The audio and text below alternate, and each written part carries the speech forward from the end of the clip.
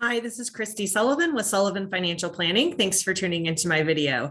Today's video is a confession that I have been explaining something wrong for a while, and it is in conjunction with a blog I wrote about how much does different size nest eggs translate to for retirement income or early retirement income or sabbatical income or whatever. So I was trying to create context around here's a stack of money, but what does that mean to you every year for a long period of time? Because a lot of people have a disconnect between those things.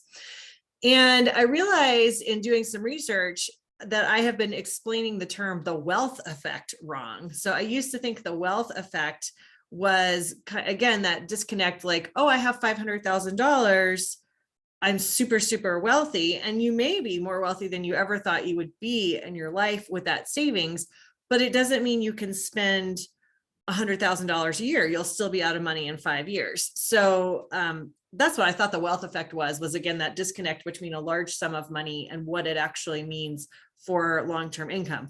Turns out the wealth effect is a behavioral phenomenon by which people who perceive that they have more wealth spend more money.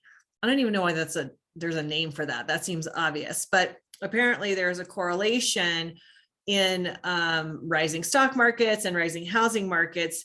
Consumer spending goes up more on discretionary items. Again, not super surprising.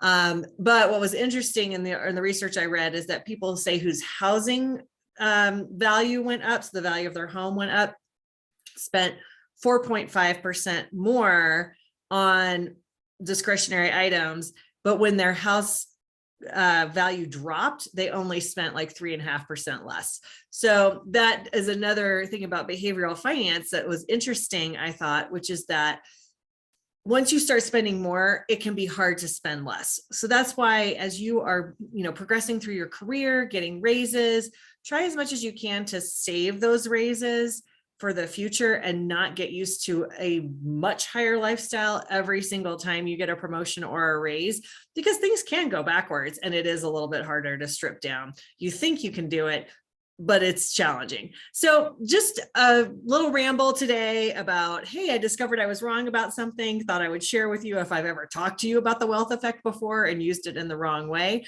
You're always learning something new, even if you've been in a profession for a long time. Thanks so much for listening and have a great day.